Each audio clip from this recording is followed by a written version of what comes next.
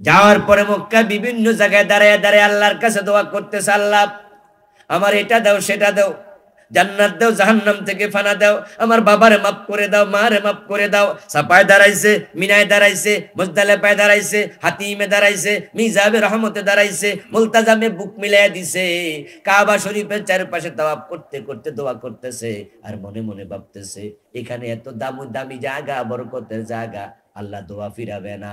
অথচ মাতআমুহু হারামুন ওয়া মাশরাবুহু হারামুন ওয়া মালবাসুহু হারামুন ওয়া গুযিয়া বিল হারাম ফান্না ইউস্তাজাবু লিযালিকা। তার পেটের ভিতরে হারাম আছে, কাপড়ের মাঝে হারাম আছে, সুদের টাকা কোরমা খাইছে, পোলাও খাইছে হারাম টাকা দিয়া, চাল কিনছে, ডাল কিনছে, রক্ত হয়েছে, মাংস হয়েছে, হারাম খাইয়া দোয়া করলে দোয়া কবুল হবে না।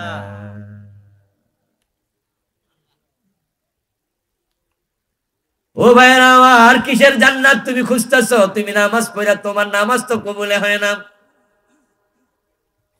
قال النبي صلى الله عليه وسلم من أكل درهم ربا وهو يعلم أنه أشد من 36 زينة, যে ব্যক্তি জেনে শুনে 1 টাকা সুদ খাবে তার আমলনামায় 36 বার জিনার গুনাহ লিখে দেয়া হবে।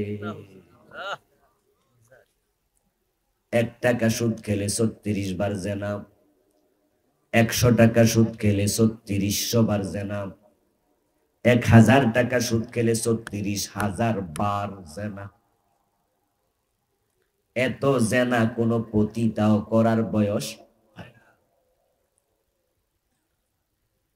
আল্লাহর হাবিব বলেন লিররিবা 73 বাবা আইসারু আন কিহার রাজুল উম্মাহ। সুদ খেলে আল্লাহ তাআলা আমলনামায় 73টা বড় বড় গুনাহ লিখে দেয়। সবচেয়ে ছোটটা হলো নিজের মায়ের সাথে জিনা করা। এই হারাম খাইয়া আপনি আবার জান্নাত খুঁজতেছেন। লাআনা রাসূলুল্লাহ সাল্লাল্লাহু আলাইহি ওয়াসাল্লাম আকিলার রিবা ওয়া মুকিলাহু ওয়া শাহিদাইহি ওয়া কাতিবাহু ওয়া ক্বালাহুম সাওয়াউন। আল্লাহর হাবিব সাল্লাল্লাহু আলাইহি ওয়াসাল্লাম লানত করেছেন, গজবের বদদোয়া দিয়েছেন যে সুদ খায়, যে সুদ দেয়, যে সুদ লেখালেখি করে, যে সুদের সাক্ষী থাকে। আপনারা অনেকে এখানে আছেন সুদ খান, যারা খায় না অনেকে সুদ দেয়।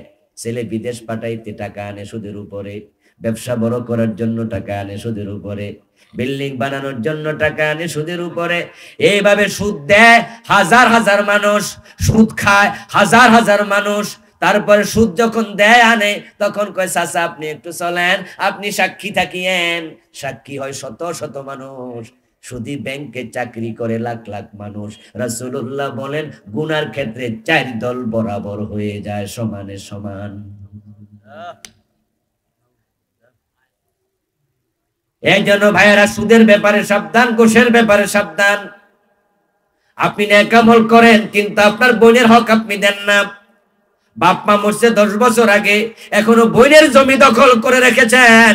পরের হক খাওয়া হালাল না হারাম? হারাম খাইলে নামাজ কেমনে কবুল হবে?